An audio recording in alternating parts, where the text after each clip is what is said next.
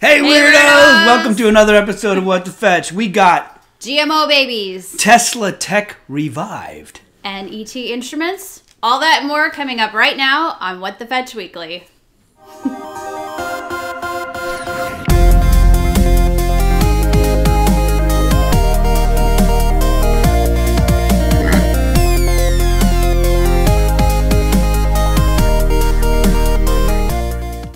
Hey guys, welcome to What the Fetch Weekly, the internet weird news show that is definitely not getting visited by the Krampus tonight. I disagree. I think we're definitely getting a beat down by the Krampus tonight. Guys, welcome to the show. Thank you for checking us out. Before we get too far into it, we got to raise a toast again, unfortunately, this time to President George H.W. Bush, who passed away at the ripe old age of 91. 94, sorry. He died of vascular Parkinsonism. But this guy is hardcore, man. He led our country, and he was so crazy. He skydived on his 90th birthday. What? Yeah. Whoa. So it didn't hold him back. I think he lived a full life. So absolutely. That is a very nice shirt you're wearing, Rihanna. Why are you wearing a Krampus shirt? Why did we talk about Krampus? Well, because tonight is Krampusnacht, or today is rather, but you're correct. Yes. So what the heck is Krampus? Yeah. So the Krampus, for those of you who don't know, is some crazy like hoofed animal-like creature, pan-like demon. Yeah, and he comes around to all the bad kids. And he'll whip them with his switch, and then he takes them back, drags them back to his cave. So this is so that all the kids will be good for Santa Claus, because the next day, tomorrow, is a big Santa feast, right? No, it's Feast of St. Nicholas. Yeah. There you go. Feast of St. Nicholas. And this is in, where do they celebrate? Germany and Eastern Europe and stuff like that? Yeah. But they're starting to celebrate it here in America. Yeah. So there are places that you can watch the parades where all these scary guys come down and intimidate your kids, which I think is sorely needed here in America. Yeah. I was thinking how crazy those parades must be, because, you know, for kids who are already scared of the Krampus, there's not one, but like tons of Krampuses, and they're coming over to you and in your face and all kinds of crazy. Like, that'd be terrifying as a kid. I would definitely be good. We need it. Now, Clayton Cunningham's mentioning my shirt. Now, I am wearing my shirt because today is Walt Disney's birthday, even though he's passed away. And we're big Disney geeks. You guys know that. Yeah, he was born in 1901, so he would have been 117 this year. We miss you, Walt. Oh, yes. Hope you like your legacy. Guys, big announcement coming.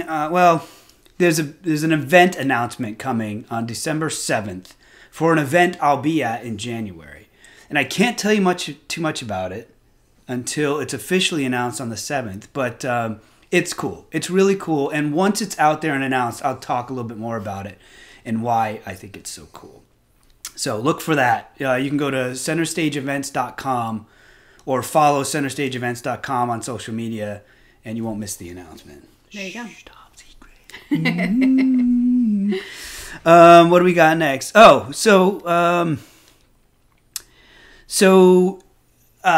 it's December. Christmas season is in full swing. And we say all the time, What the Fetch is on every Wednesday night at 9. But on the week of Christmas, we're going to bow out, if that's okay. I don't think we have the time. I don't think you guys have the time. Spend it with your family. We'll try to get something up. Maybe I'll try to get up a What the Fetch University video up there or something. But we're taking that week off. Hopefully everyone's okay with that, so we can really enjoy the Christmas season. Yep. And another big thing, you might notice a couple changes with the show. We'll be making more changes as we go. But we're contemplating setting up a Patreon account. Now, we're not money grabbers or anything like that. But we have a lot we want to do on YouTube, and that takes resources. So that takes you guys sharing this video with your friends, and we're thinking of setting up a Patreon. But we want to hear from you. We want it to be completely, something you guys are comfortable with, something you feel comfortable sharing with your friends.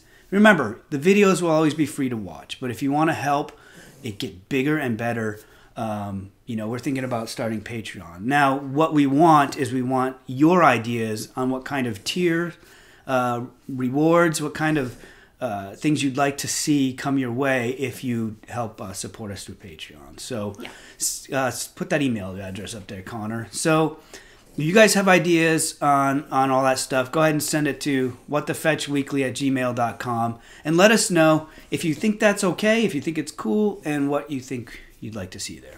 Anyway. Nigel says free tot giveaways. Not coming from me. I'm not giving my tots away. Good luck. Good luck. Yeah. Well, that's about it for announcements. I think it's time, Rihanna, to don our alternate identities and hit the news. Time for the news. Let's do it. Okay. So here's my first story. There's a lot of news this week, guys. A lot of news. Lots of weird stuff going on. So the question, Christmas is coming up. I wanted to put this story out there early enough for people to be able to take advantage of it. So what do you get the guy that has everything? Rihanna? I ask that all the time. Oh, I don't have it. I'm like, what do you want for Christmas? I don't know. I don't need anything. Socks. You say the same thing. You always say socks. I like socks. Yes, I like socks. Socks are good. So I don't know what you get the guy that has everything, but I do know, Connor, send that pic. You wrap it in this. What? Look at this. This is Jimmy Dean. Oh my goodness. You know, the sausage company? Yeah. Jimmy Dean. Oh, I like Michael Yes, Legos. Just you can never go wrong with Legos. That's a given. Yep. But wrap your Legos in Jimmy Dean's sausage wrapping paper here. And what's cool about it is it's not just Jimmy Dean, it's sausage scented. What? Yes. Are you serious? Yes, it is sausage scented. So you can have that stank under your Christmas tree for weeks up until Christmas. Oh, okay. What's better, sausage or bacon? Wrap your sausage in sausage flavor. Don't say that. Flavored smelling wrapping paper. Is that cool? But I'll tell you what, there's a trick. You can't just go to the store and buy this. So if you get it, you're one of the lucky few. I don't even think it's scratch and sniff. I just think it stanks. It just does it. I don't think you realized what you said. What did I say? Wrap your sausage in. Whoa! Rihanna, family friendly. No, so wrap your breakfast sausage. There you go. In stanky Jimmy Dean stuff. We may be having technical difficulties. Okay, well our camera's overheating tonight. So there it is. Try again. It is overheating. Oh no. Figured. All right, hang on. Hang on. Okay. Are we back? Potentially. Hang on. Here. Thank you. There we go. So, sorry guys, we had the camera on a lot today trying to fix some stuff and it's overheating, so we're fixing it. There we go. Sorry. Hang on. We'll try to make it through the show. I'll keep telling the story. You can't just get this stuff. You have to kind of win it. You have to submit a recipe to the Jimmy Dean Recipe Exchange, and the link is in the description. So that's actually kind of fun. It. But I think they just ran out of the paper because it was super popular. Oh. So you submit a recipe, you pick your rewards, which include the paper, an apron, sausage ornament, or a Jimmy Dean holiday record. Now, if you're really lucky, you can win this. Oh, yes, whoa. You can win big. This replica Jimmy Dean's famous diamond-studded gold belt buckle, a $10,000 value. It's so famous I didn't even know he had it. Oh my gosh. So, wow, he's a stud. Look at that. Of course he is. Diamond-studded stud. Oh, man. There you go. What a way to start the show. Get it there now. While supplies last. You're up, Ree. Okay, well. Beat that. So, in Roswell, New Mexico, they have erected a new statue. It's an alien statue. Connor, go ahead and put that up. There you go. Dunkin' Donuts and Baskin Robbins. This thing weighs 2,000 pounds. It's made of styrofoam. Do you even abduct, bro? It cost them $35,000 to make. It took them, I think they said, about a year to design it, 8 months to make it, and they're super, super proud of it. So it just went up very recently. Apparently a fan of Dunkin' Donuts. Yeah. It's right next to the UFO McDonald's.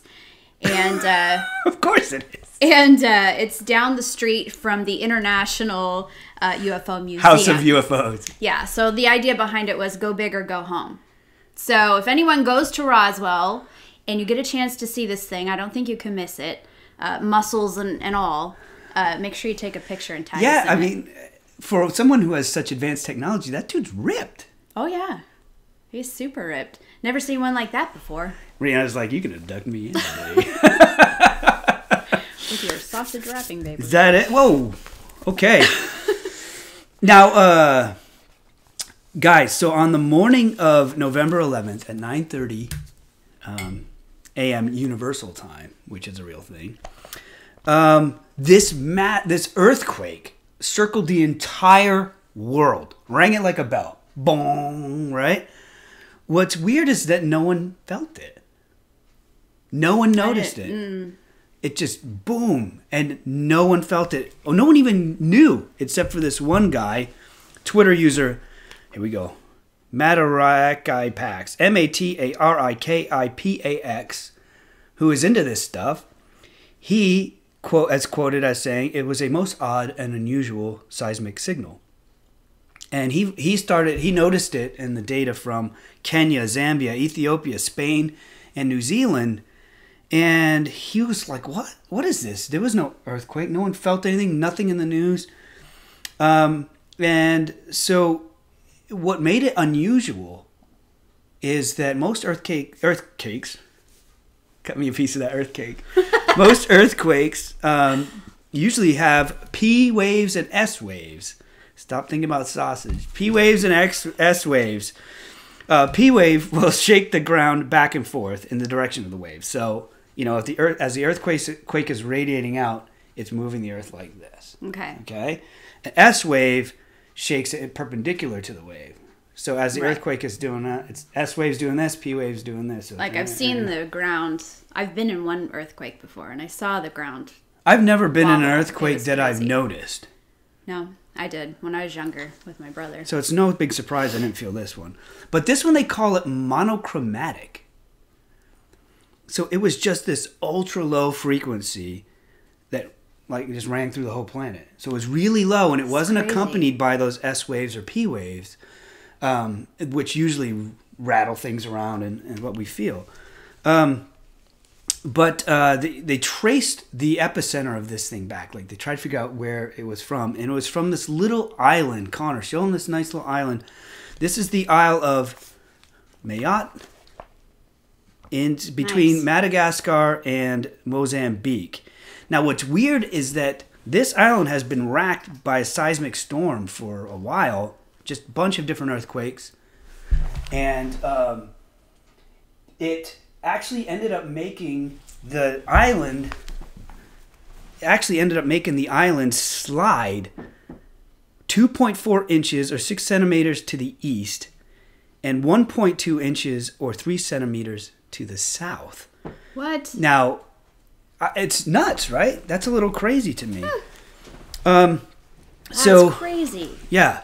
Some of the explanations for this is not obviously aliens or Atlantis surfacing or, I don't know, subterranean government drilling and all this stuff. I was going to say underground stuff going on. Right, but it's an island. The guys who know this way better than us say that it's a possible what they call a slow earthquake, which happens rather than the ones we experience that happen fast. Mm-hmm. These happen slowly over a long period of time. So something just slowly sliding. Or they also believe it's a huge bubble of magma or something under there. Or an underwater volcanic explosion, but there's no evidence of that. That's crazy. Yeah. But one woman, Helen Robinson, who's a PhD candidate in applied volcanology at the University of Glasgow, says they're too nice. They're too perfect, meaning the waves, the signals. Okay. They're too nice. They're too perfect to be nature. She said industrial sources is impossible. No wind farms or drilling in the area.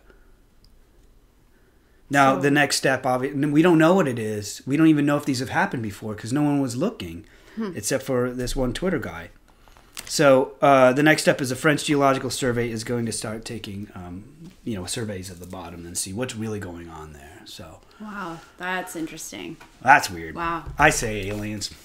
Buff aliens. Yeah. Full of Dunkin' Donuts. Yeah. Holding them up, pushing things away. Holding them mushing? Holding. Yeah. It's going to be one of those nights. All right. So, yes, Samantha, that was about the strange earthquake that shook the entire Earth. The whole Earth, yeah. All the way around. Yeah. It's crazy. All right, what do you got? So, two whales duking it out.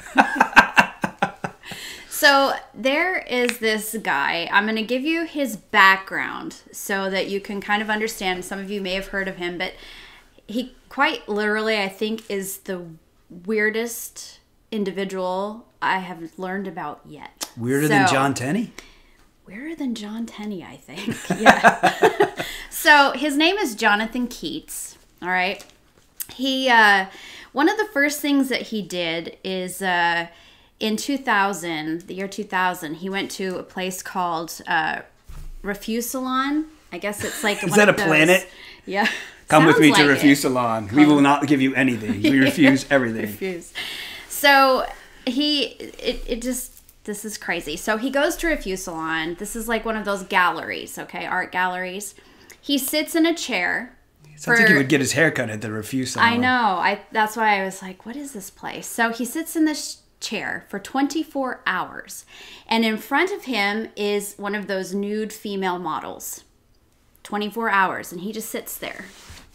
Okay. And stares at a nude model? Stares at the model for 24 hours. And afterwards, for art patrons, he sells his thoughts. Okay, and who's buying that? They determined the price. The price was determined by dividing the person's annual income down to the minute. So that's how they did that. I don't know if he like whispered the thoughts to them or what. So this guy also attempted to genetically engineer God in a laboratory. He choreographed a ballet for honeybees at the Chico State University. This is like the epitome of shock news. Like, he's just doing things that are weird. Yeah. So his idea with the honeybees was that he was reverse engineering communication to suggest dance arrangements inside the hive. And one the of the bees are like, things, yeah, keep talking. They're like, let's do this. That's a good one, John. Dun, dun, dun, dun, dun. Yeah. That sounds like honey. He did it by planting different flowers and trying to get them to go from one flower to the next. And I mean, it's that kind of is like the most normal thing he's done. Kind of.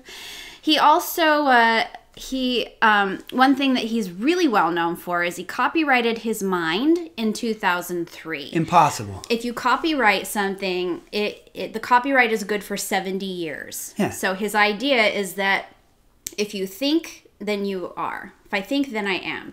So if he's got this copyright for 70 years, then he essentially is still living. You can't copyright your mind. Like, how? That doesn't make any sense. Well, so he said, we're double checking the camera here. So what he said was that he made the sculpture he created was a neural network by neural network through the act of thinking. And that was what his brain is. Okay. So, in a BBC interview, he told them that, he told them that. That's why his brain was something special and a unique sculpture. So, he has been in the news of the weird. He's been at Ripley's, believe it or not, museums. His brain, picture of his brain has been there. So he's quite the interesting fellow. But has he accomplished anything other than make me go? Well, he graduated from Amherst College, and he does all kinds of things. He kind of goes from university to university and does all these things. Well, his biggest thing right now is he plans to communicate with aliens by use of these extraterrestrial instruments. I'm not sure I want this guy to be our liaison. Yeah, aliens. he's. Guys, when you're done with this, go Wikipedia. I'm with Rachel here. What lawyer allowed him to copyright his mind? You can't copyright he found something that is potential information. You can't do that. Yeah, he worked his way around it. I don't know. So basically, this right here is called the ultrasonic organ. It uses an air pump and dog whistles. So his thing is that he wasn't sure how the aliens were going to be, and so he wanted to make sure that it was something that their ears could hear. He has bring up the next instrument, Connor. These are your gamma ray bells. So when you lift up these bells, apparently they make a sound. Now, we can't hear these sounds. They're too high. And he knows that aliens can? He used the gamma ray bells by, in hopes of using an electromagnetic field. Well, where on the Naked Lady did it tell him how to make this stuff? That's all I want to know. And the third instrument here is the gravitational cello. Go ahead and show him that. The gravitational cello. Should say that. Gravitational cello is a swinging ball bearings of different masses to release gravitational waves. And when you play this instrument, you have to be very careful not to bump the table or move too quickly because it could send the wrong sounds out. All right, so he's how do we know what the right sounds are? You can't hear it. It's on the Naked Lady's elbow right there. But he's created a universal anthem, and it is... Yeah, the anthem is to communicate what it is to be alive, since that's what we have in common with everything here, every organism on every planet and any organism elsewhere in the universe. So he's hoping to send his anthem into space by means of the Arecibo radio telescope in Puerto Rico. He has to win the contest first. There you go. Yeah, so that's his plan. But guys... there were so many things that this gentleman has done that I can't talk about. Oh. So I encourage you to Wikipedia him, and you'll get that long list in there. You'll get to see it. So what have you got? Holy cow, guys. Thanks for sticking with us through these technical difficulties. We're going to just ignore them and get the news to you. So, with the news of the Martian lander, right? The InSight lander that landed. Right. With news of that hitting the surface, all eyes were on InSight, and we tend to forget about the Curiosity and the Opportunity rover and what they're up to, right? Mm-hmm. Yep, we know the camera's messed up, guys. Hang with us. So the Curiosity rover, while it's not in the spotlight, has been running around, and it's headed out to the Vera Rubin Ridge to a specific area called the Highfield Outcrop, which is this unique patch of gray bedrock out there, which makes it very different from the rest.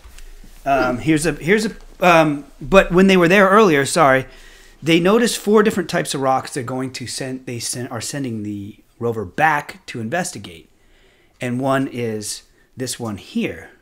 Wow, look at that. Oh, look at that. Now you see how it looks like it's gold. It looks like it's made out of gold or shiny reflective metal, chrome or something like that. They call this rock Little Colonsay. You can show the next picture. Here's a better look at it. Look at that. Whoa. Oh my gosh, that is really shiny. I wish they would give us size. Yeah, they never give you kind of we don't know how scale. big this thing is. Yeah. But what's interesting about this rock, they called it Little Colonsay, and I thought it was fun. I looked up Little Colonsay. It's an island off the west coast of Scotland that is basically uninhabited since 1940s. And Cressida Cowell, who you may recognize the name as the author for How to Train Your Dragons, used to summer there. Isn't that crazy? Yeah. Yeah. But anyway, I don't know why they call it that. Maybe because it's uninhabited rock. But people are trying to figure out what this could be. And right now, they think it's a possible meteorite. So when a meteorite lands, they're shiny like that. And they've found them before. They found a huge meteorite made of shiny nickel in 2015. I'm sorry, a huge metal meteorite in 2015 and a shiny nickel meteorite. They found a shiny nickel on Mars. Hey. Yeah. Find a nickel, just find a pick it shiny up. quarter and then a shiny dollar, and then you're getting there. In 2016. And they're going to send, the Curiosity will have its ChemCam laser shoot at this thing. Huh. And the laser camera and spectrograph will be able to know very quickly what this is made out of. So we'll stay tuned for that. Okay. If it's gold, we're going to send Yukon Cornelius up there, and he'll finally be happy. The guy from Rudolph, nothing. They're also going to be checking out Flanders moss, which is a rock that looks like it might have moss on it, or it looks like it's got this dark covering. It looks like moss, but everyone doubts it's moss. Interesting. And now, again, what is the Opportunity rover doing? What's it up to? Well, it's doing nothing. It's in hibernation since the dust storm. So it's the old fogey that's trying to get back to reality. So nice. There you go. Thought that'd be cool. I like stuff like that from NASA. Well, and it's good to kind of keep up on what they're doing too. Yeah. So we know what they're finding, and I'm sure they have really important things. If they do find something, we're not going to know about it, but it's fun to see anyway. Michael, I may or may not have put up finger quotes when I said laser. You'll never know. And yes, Lisa, Yukon Cornelius knows bumbles and metal. He absolutely does. He's a pro. I don't know. All right, so the next story in Tokyo, there is a new cafe. It's called Don Verbi. And, well, it's a B. It's a strange B, so I'm not quite sure how they pronounce that. But Don Verbi. And this restaurant is special because it has 5 Orihime robots. Connor, if you want to put that up. 5 Orihime robots in there. And how this works is this restaurant is themed after the anime called The Time of Eve. And that anime is about a restaurant that people go to, humans and robots go to. You don't know who's a human and you don't know who's a robot, but you go in there and everyone is treated as equals. So what's running the robot is the interesting part. So this was a collaboration between the Nippon Foundation, ANA Holdings, and the Ori Laboratory. And what it is you've got all these people who have spinal cord injuries, physical disabilities, ALS, all these things that allow them to not be able to do much. They can remotely control these robots from their bed, from their home, wherever they are. And it allows them to not only work, but to socialize and all that. So they'll control the robots. The robots go out to the customers. They make their orders. And then the robots go in, get the food, and take it out. So it allows them to do that. That's brilliant. Instead of having so much AI, give someone who can't work the ability to work. Exactly. That's awesome. When I lived in Italy, I worked with a program that helped, people with Down syndrome or, stuff like that to work. I would go and I'd help them build simple things like lamps and stuff like that. And they did it at their own pace, and we made lunch for them and stuff like that. And they got paid. And this is like the super modern version of that. This is so cool. And they do get paid too. Allows them to have a part-time job. So it's about 1,000 yen per hour, which is about $8.80 per hour. So it's not a lot of money, and they know that, but it gives them something. Mm-hmm. And the restaurant right now is temporary. It will close on December 7th, but their plan is to make a restaurant that is permanent, and they want to have it up and running. So they're just testing it out.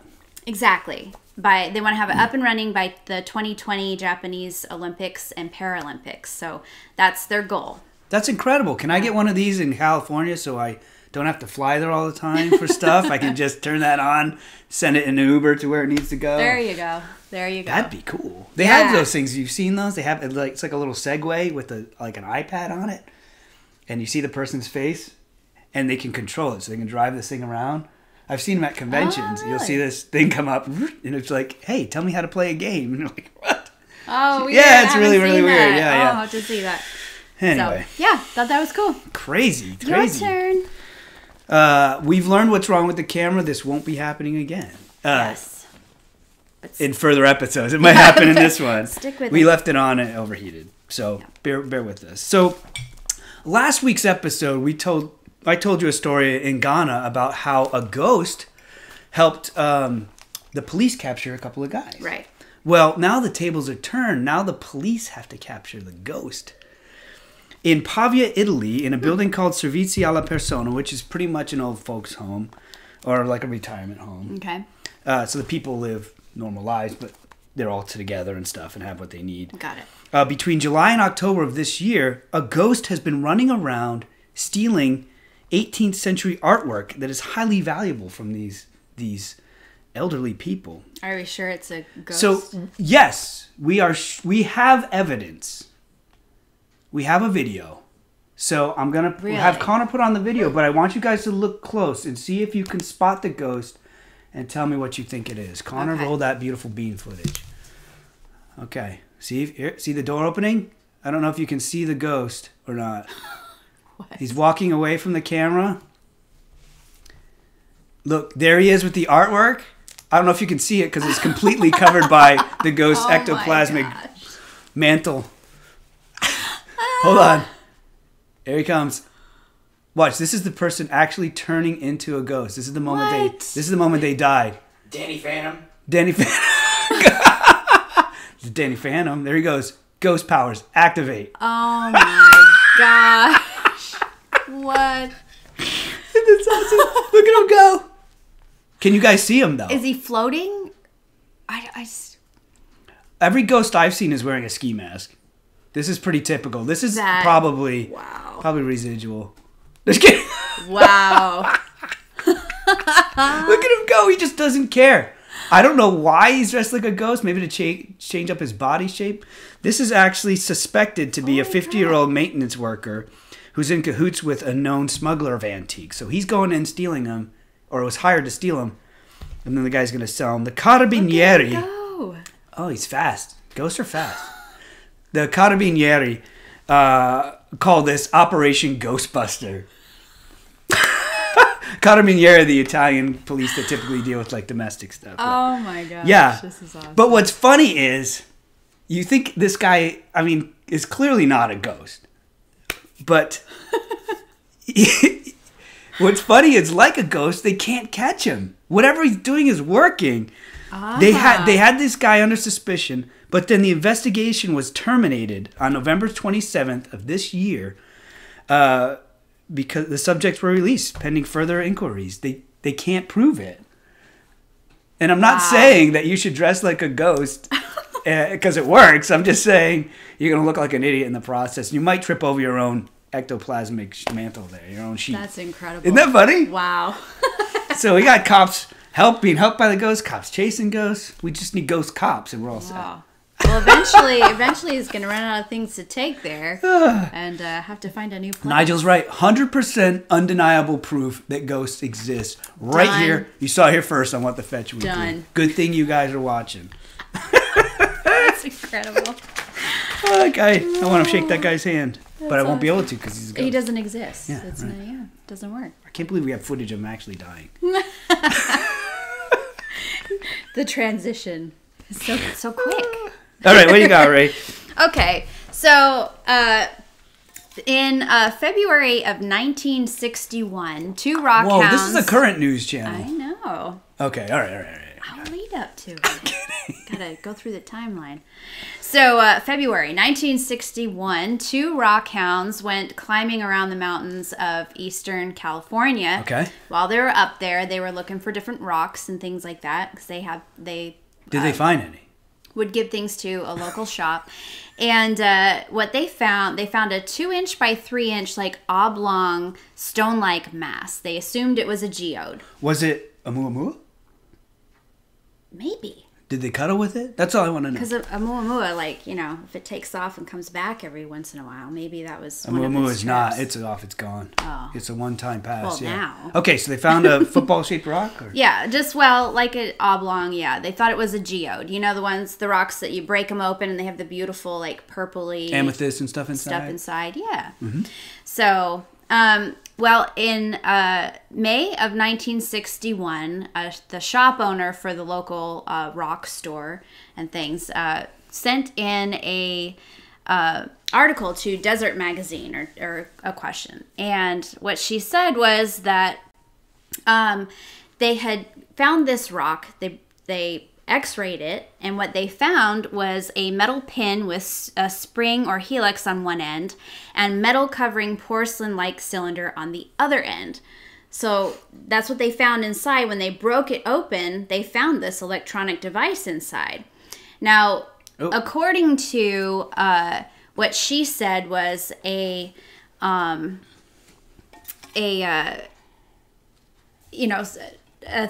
losing my language here. A geologist that was trained said that it would have taken 500,000 years for this rock to form. So how the heck did it get there? Like, how long did it take to form? 500,000 years. So people believed for years and years and years that this had to be proof that the aliens were here before. But okay. Okay. So this is something that's been going around for a long time. Nobody really knew. There's tons of questions about it. But did they know about, what's the term? Oh, go ahead. Tell your story. I think I know what it might be. Okay. So this man by the name of Peter Stromberg, he's a Woodinville software manager. He spent hundreds of hours researching this, trying to figure out what it could possibly be. Aliens. All right. And so he studied it. And then he was like, I think I know what this might be. So he did some asking around, and he found that what it actually was a 1920s Champion spark plug. Okay? That was inside this rock. Oh, look at that. Okay? Connor is so good with the pictures tonight. Thanks, bud. So, so this spark plug was inside of it. And so it's like, all right, well, how the heck did it get in there? Because this rock was supposed to be 500,000 years to develop, Can I guess? Develop.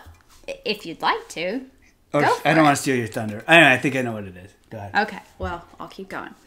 So the rock was found in a mining area. So he thinks that the spark plug fell off of like some mining equipment. Okay. And it's a process that geologists call concretion. Concretion. That's what it's called. I almost called it accretion. I'm like, that's not what it's called.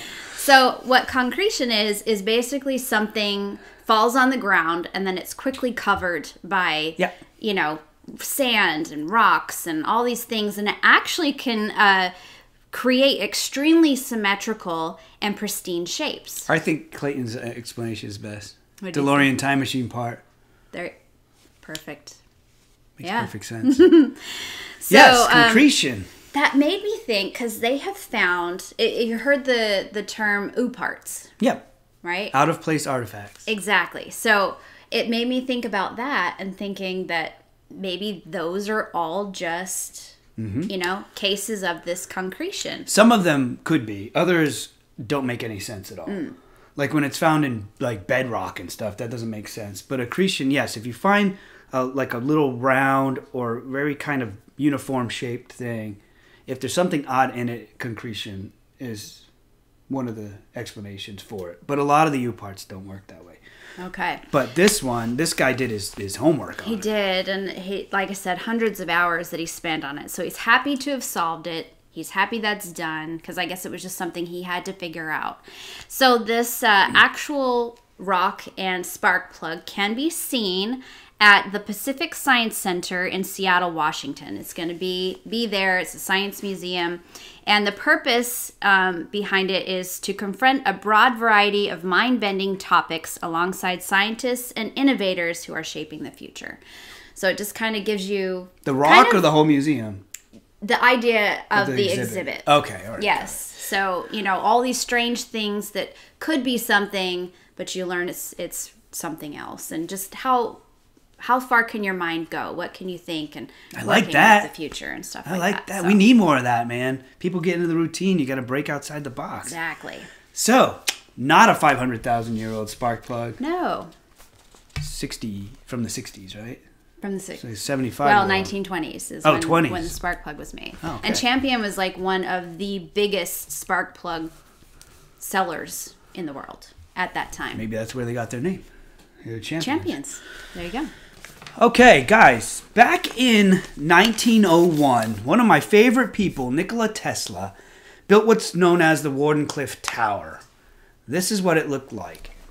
Crazy, Wow. right?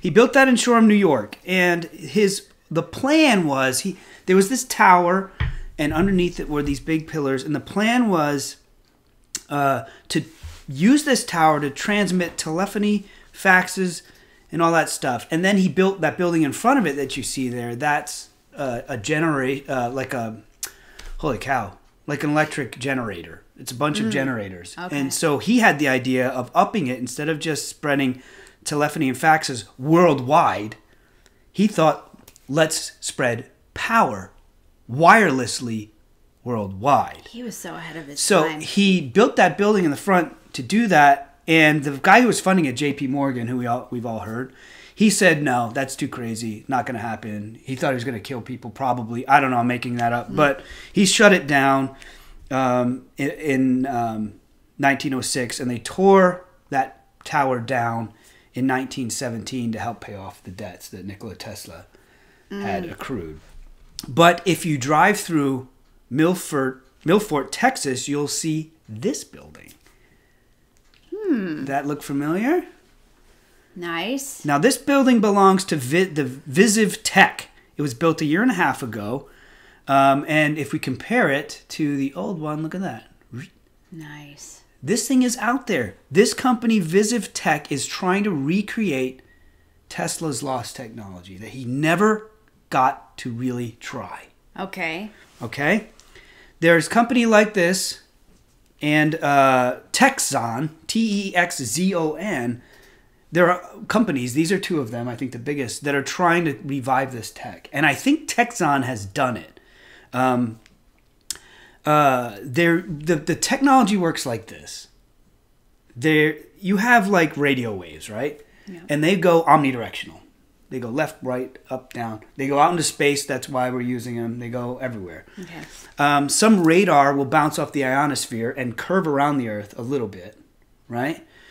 But this uses what's called xenic waves to create this low frequency wave that hugs the surface of the Earth.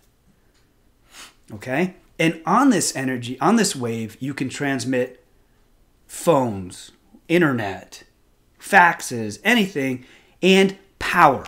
What? Wireless power. Free energy. No. You still have to have a source. Okay. So you can have a hydroelectric dam and have that generate power, launch that power across the globe. You turn on your stove in Zimbabwe and you've got power. You don't need your own source of power locally. Oh. It's mind-blowing. Now, in theory, this is just crazy, right?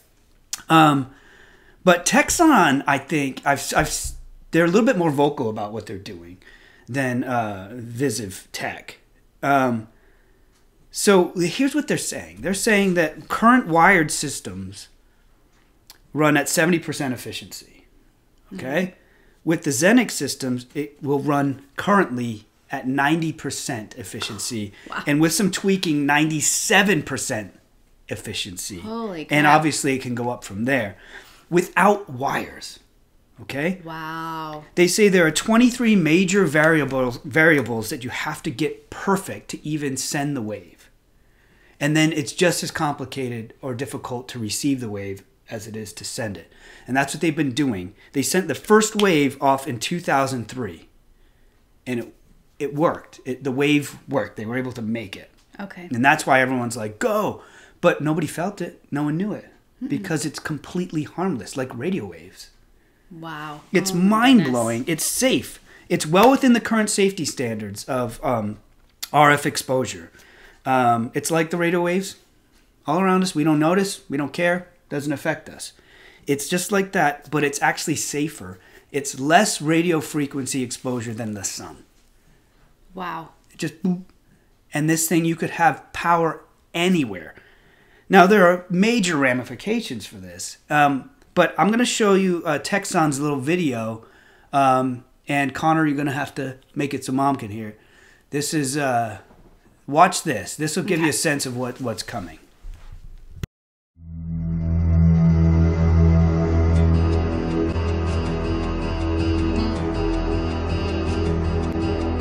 Imagine a world without wires, with power accessible in every corner of the globe.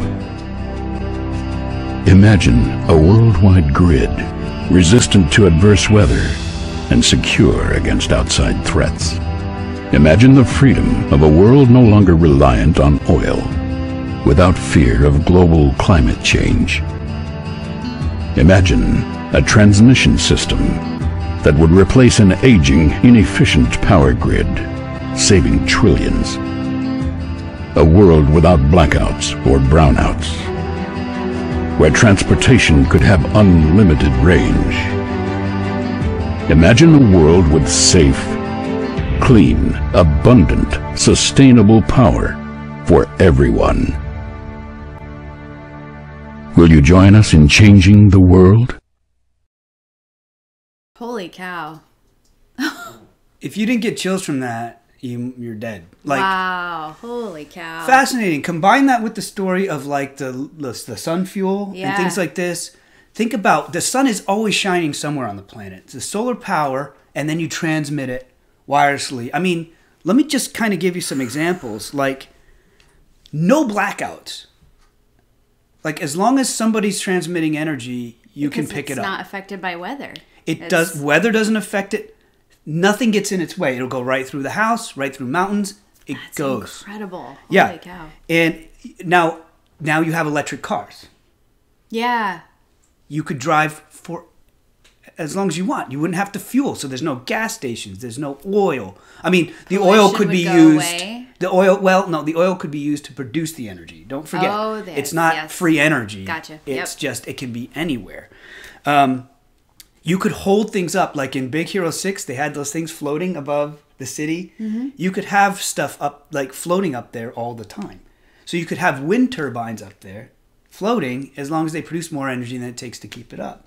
Wow. You know, I'm just thinking, I'm riffing in my head. This is just stuff I'm thinking of. Holy cow. Think about a crisis situation. You've got a hurricane. It doesn't matter. You'd still have power. Your fridge would still work. As long as you can plug it in to whatever is capturing that power on the Zenic waves. You're good to go. Yeah.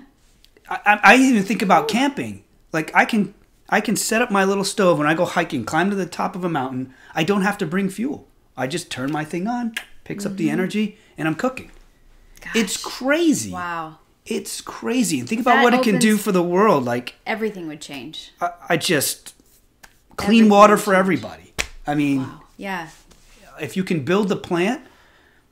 Now, someone was saying that, hey, they're never going to do it because they're not going to make money. They absolutely can make money. Think of like a cell phone service. But this is how I see it. Think of like a cell phone service where, okay, I'm on Verizon. I get my cell phone service from Verizon. So you would subscribe to whatever, Bell, whatever. Texzon. Yeah, so you subscribe to Texzon or whatever, and you would get energy that they're providing from their resources. Or you may subscribe to, I don't know, Shell or Bell Electric or whatever. I don't know. Wow. And so you're paying probably based on usage, but there's no cables. Nothing's going to go down. It's nuts. Incredible. To me, it's fascinating. This is like a huge game changer. And they say just like radio evolved into TV waves, TV, and then to Wi-Fi, it all uses radio. The Zenic wave will do the same thing. So we'll start with this, and who knows what else we'll be able to put on it. And the bandwidth, if they did internet on it, bandwidth would be faster. Yes. Isn't that crazy? No more, having lag when I'm playing WoW because I've got 5 people in the house using the internet playing WoW. And Jonah says, he goes, portable gaming has changed forever. Like, your cell phone will never run out of juice. And that means you don't need batteries. And that honestly means less mining for this crap and less pollution of the... I was going to say that makes everything, I think, everything and everyone safer if you think about it. You know, because you can always get in touch with someone. Like you said, you don't have to mine this stuff anymore. The mine starts to go. There's no people getting hurt. Like hospitals, nothing will go down. Like, Not only that, but now you take a flight and it's all electric. You don't need gas. You don't need... Wow. As long as as long as the Zenic wave goes high enough, because it hugs the Earth. But I don't know. I'm not sure how high up it goes. So that's something. But if we can do that, then I mean, you can fly, and if something goes wrong, with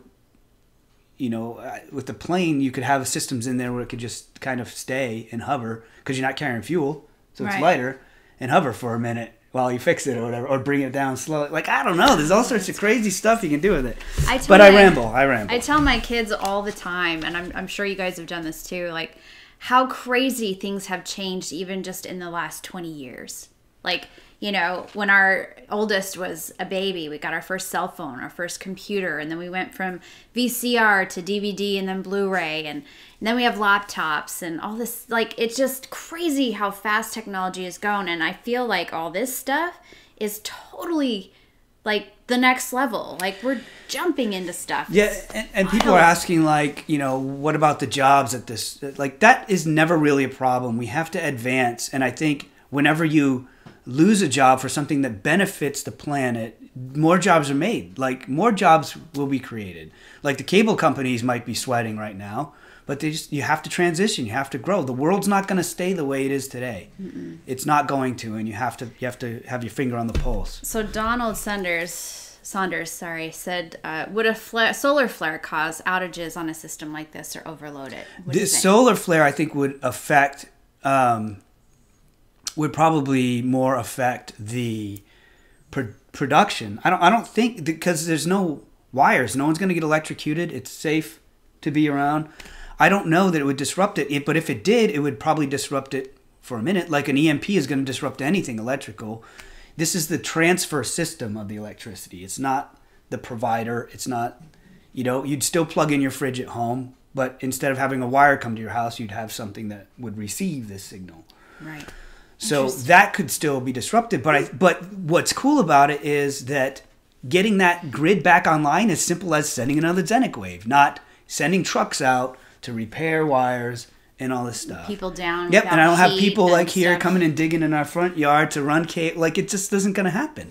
No power lines, no unsightly telephone poles and stuff. It's just crazy. It's incredible. It's crazy. It's crazy. Awesome. Anyway, that one got me excited. I was like bouncing up and down, like, I can't wait to tell you this, Rihanna. She's like, Oh, what do we got? One more story? Okay, one more story. Bust it out quick. So, a man named He Jiankui.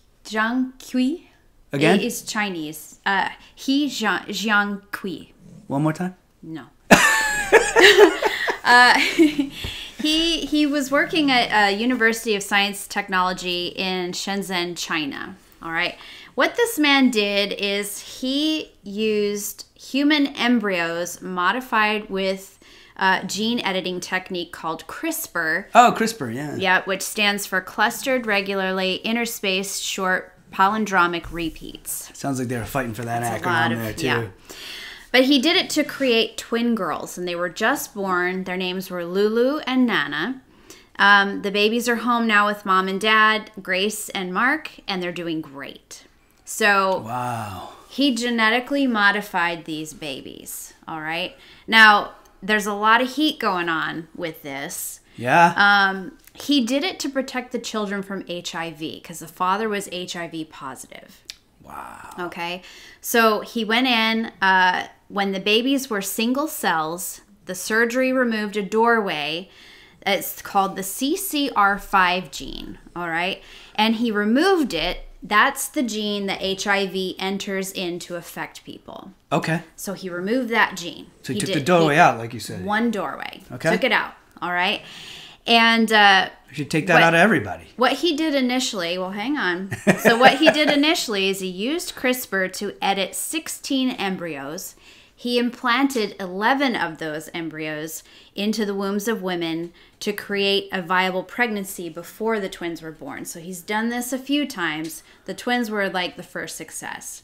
They were born healthy and strong and have no sign of the HIV. Okay? Now, doctors and scientists have been searching and trying to find a way to stop diseases in babies and all this stuff, right? Yeah. So he did this, at least for HIV. Now, just opening a can of worms there. Well, yeah. So because the twins were healthy and only one gene was changed, it verified that the gene surgery worked safely. All right. But like I said, the university he worked for was super shocked. They came out and said he did this somewhere else. They were unaware of it. And he's currently on unpaid leave from the university while all this gets figured out, because they're trying to decide whether this is ethical and moral or not. Okay, so the woman Bear by with the name, us, guys. Technical problems. Go ahead. The woman by the name of Jennifer Doudna, she's the one that helped discover CRISPR. She's from the University of California, Berkeley. So she's not sure how to feel about it. Like, it's kind of an ongoing investigation. Like, they don't know how he did it, and they're just trying and whether it was done properly. Like, those are the questions.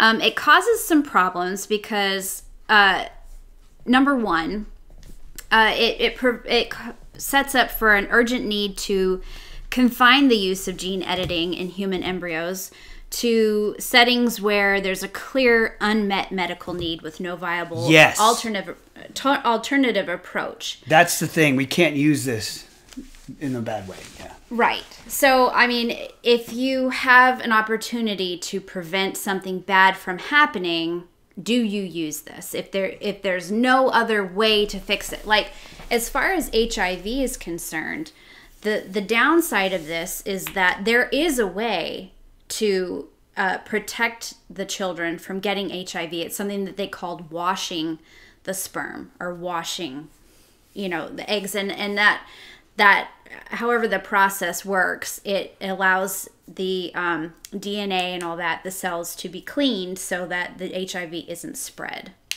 What? All right.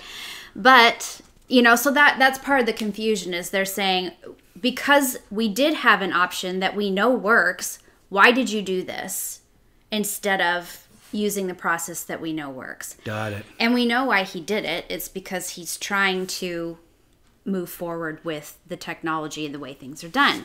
So the second problem with this is that removing that CCR5 gene is likely going to make a person more susceptible to the West Nile virus. So we have all these genes for a reason, right? You take one out, what's going to happen? What's the problem, right? Yep. So the third thing is that by doing this, a potential mistake could introduce new diseases that could be passed down from generation to generation. And the fourth issue with it is this also, like we're all thinking, opens the door for designer babies. Yes. I want my baby to be taller, smarter, stronger. And that's how we turn into gray aliens. Right there. There you go. Gray aliens are us in the future. Yeah. But there's Well, also a we've been bigger told. problem than that. If we fix every problem with this, now we live forever, and you can't sustain. People are still having babies. So the population grows and grows and grows. This is why we're getting ready to go to Mars. Yeah. Well, so here's the thing. It's, you guys have heard the movie Gattaca, like that. That was something I thought of Gattaca when I is a read cool this movie, story. yeah. It's a very good movie. Basically, you think about it, the scientists are like, they knew that the development of this CRISPR was going to open the doors. This was going to be something that they came to. It was inevitable. Yep. So the what they need to do is, they believe it needs to be restricted, which I agree with. But with every law that's created, there are ways to break it for money. Exactly. Yeah. So I've seen this story. Without listing all the places that have issues with it, there are a lot of places that have issues with it. But what he said is, I understand my work will be controversial, but I believe families need this technology, and I'm willing to take the criticism for them. So he's willing to do it. Now, there was another thing that happened along these lines. If you guys have heard of Louise Brown, she was the first test tube baby. Oh, yeah. So back in July 25th of 1978 is when she was born. And people had a lot of issues with that. The IVF surgery that they do. So that, couples who couldn't normally have children now have an opportunity to have children. Right. Which exacerbates the problem, unfortunately. As rude as that sounds, with this type of technology, the last thing we need are more people on the planet. You know what I mean? It sounds rude, but I mean, unless they enact a law where, yeah, you can customize your child however you want, but you can only have one kid. Well, that's boom, and then people are going to have them illegally, China, and it's like, right? but you can't. You're never going to get away. It's an unenforceable law. Yeah. So this woman, Louise Brown, she's the test tube baby. She's actually come out with a book, and she's coming in the news again and coming out and stuff because there's something else that they're trying to push forward, and it's called mitochondrial replacement therapy, or MRT. And what that is that you've got two parents, okay? A lot of the serious diseases and stuff are actually exclusive. They're transmitted exclusively through the mothers, okay? So what they do, there is something called the mtDNA. This is a rabbit hole, huh? I know. Okay. The mtDNA is empty? There's nothing in it? MT. Okay. DNA that is transferred from the mother to the baby when it's developing and stuff. So what they do, the mtDNA actually makes up now stick with me, 0.1% of an entire human DNA. It has 37 genes in it, but it's 0.1%. The nucleus of the egg that contains the DNA is 99.9% of what makes up a whole human, the DNA. Yeah. Okay? So what they do in this process, the MRT, is they take a healthy donor, a healthy woman donor. Yeah. They remove her nucleus from her egg and stick the mother's nucleus into her egg. So it's a healthy egg. There's no mtDNA. So the bad parts of the mother is gone. And then they combine that obviously with the sperm in vitro fertilization, put it inside the womb. So less than 1% of the DNA doesn't belong to the mother. Yes. But 99.9% of that person is mom and dad. But they're saying that it is not gene therapy, and that's why they're trying to push forward with it. It's not gene therapy because they're removing 37 genes. Like, I don't know. They're still messing with the DNA. But they're saying it's not gene therapy. So it's kind of crazy. The courts are going to have a great time with this one. I mean, this is how it's a win-win, lose-lose. Like, it's either you let people die of disease or you fix everybody, and then you have to have a way to support everybody. And I mean, unless we can start Starfleet Academy and just start putting people in spaceships, like we're not, and with replicators, we're not gonna. Yeah. I don't know. It's Space Force. It's crazy. So that's still being debated. That's still moving forward. But what's interesting is like this CRISPR thing and this Dr. He. There's more than one company doing it. It's always going to happen. You can't shut it down. There's always going to be someone doing it. It's inevitable. It's like the internet. There's a lot of good that can come from it, but there's a lot of bad that happens on it. Yeah. And there's so much going on in the world right now that's the beginning of major changes in how our society operates. And this is just another one. Yeah, like 20 years from now, we're going to look back at this and be like, Holy cow. If only we'd known. Like, I can't even imagine how things are going to change. Bama Bell, Liz, I am so ready for Starfleet Academy, too. You have no idea. Especially that holodeck. That'd be a blast. That would be so much fun. But yeah, so a lot of craziness, guys. So much stuff going on. Very, very weird and crazy. Okay, guys. I think our heads are exploded from the news tonight. It's time to relax. Grab yourself a bowl of tots. We're ready for tots. We want to hear your tots. Bring them on.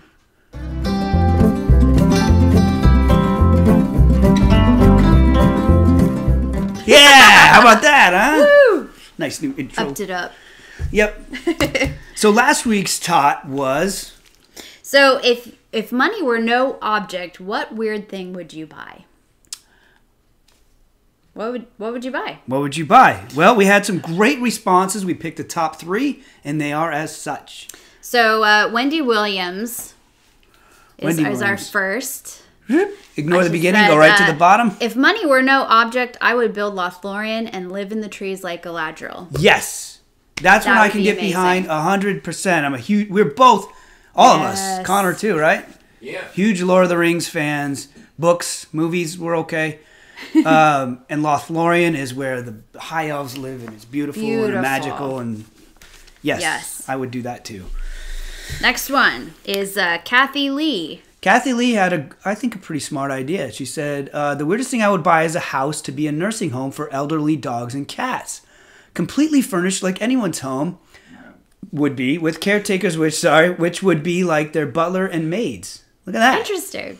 So many older dogs and cats sit in shelters while the puppies and kittens get adopted. Aww. Yes, people could come and cuddle with them, just like cows. Just like cows. I'm only going if you can cuddle with cows and sewer monsters. Okay, as long as it's open to them, we're good. That's awesome. The last one comes from Henry Lutz. Henry Lutz. The weird thing I would buy is a minute of commercial time at the Super Bowl and have friends and family shoot the breeze. That's hilarious. Awesome. Can you imagine that? You're watching like a Coke commercial and Doritos commercial, and all of a sudden there's just a minute of these guys like, so, how are you today? what's going on, man? Liking the game? I don't know. Yeah, It's all right. pretty good. Pizza was a little cold. Yeah. You know. Money's no object. That's brilliant. That's brilliant. Rihanna, do you have an answer? What would you buy if money were no object? What's the weirdest thing? So for me, I think I would buy like travel, vacations and stuff to go to all the weird, crazy things. Like I want to stay underground and like crazy hobbit holes. I want to like stay underwater in those like igloo things, or like go and find some way to pal along with an archaeologist and go in the tombs and like Josh just Gates. crazy stuff. We have a pal, you know? Josh Gates. You could do that. Yeah, he did tell me. He's like, if you ever go to Egypt, you better call me. Yeah. Yes, I will. Call me too. I'll go. What would you do? So I had a hard time deciding. Obviously, the obvious answer is I would buy tots, like a sea of tots, and I'd invite everybody who watches What the Fetch to come, and we'd have ketchup. We'd have 100 different sauces, and we just tot it up. And you could share because you'd have them all. It'd be TotCon. There. And TotCon would never end. It's open doors. You come whenever you want. There you go. TotCon. I also thought it'd be cool to buy Disney World and move into the castle. Oh my gosh. But if I own Disney World, I can decide, who comes, when, for free, whatever. There you go. Money's no object. People can come for free. You don't even have to pay because I own it, and that's the way we roll. Done. I'd share with you. You can come every other Thursday. I love you for that. No blackout dates. But there's one I used to say with my brother all the time. We'd sit and play this game. Like, if I had endless money, what would you buy? And we'd come up with the weirdest stuff. And one of ours was a toll booth in space. As we're sending all this stuff up to space, make these rockets stop, pay a 10-cent toll before they get There you go. There you go. That's pretty absurd. Connor, what do you got? Mine's pretty broad. Well, not really. Excuse me. I just pay off the national debt. Pay off the national debt. Yeah, so a lot of people said stuff like that they would give it to charity or health care for everybody. Connor thinking about the rest of us. There you go. Pay off the national debt so that the president can come to Mine Disney was World too. Selfish. No, you're gonna travel. I would take everybody with me. I have one of those like GoPros or something. I was gonna say, as long as you document it, you're all set. That's my plan. And you can bring anybody with you because it doesn't cost anything. Yeah. Crazy. Well, thanks for your answers, guys. The tot for this week, as we approach Christmas or holidays, whatever you celebrate, for us it's Christmas. We want to know what, Marie? What is a weird tradition that you do every year for your holidays? Jeez, that's long. I was like, what's your weirdest holiday tradition? What's your weird holiday tradition? There you go. What's your weirdest holiday tradition? I had to make it difficult. We want to hear it. So, guys, send your answers. Yeah.